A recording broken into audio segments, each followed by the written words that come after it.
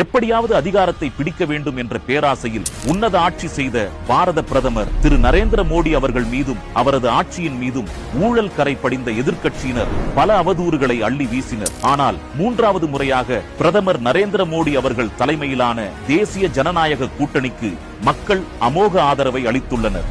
இதை ஏற்றுக்கொள்ள முடியாத எதிர்க்கட்சியினர் NDA அரசு 5 ஆண்டுகளை பூர்த்தி செய்யாது என்று தற்போது அவதூறு பரப்பி வருகின்றனர். ஆனால் உண்மை என்ன என்பதை பார்ப்போம்.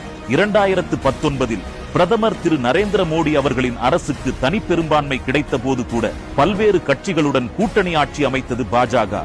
1998 முதல் 2004ஆம் ஆண்டு வரை அமைந்த NDA அரசு பொருளாதார சீர்திருத்தங்களை மேற்கொண்டு 8% GDPயோடு பொருளாதார வளர்ச்சியை அதிகரித்தது.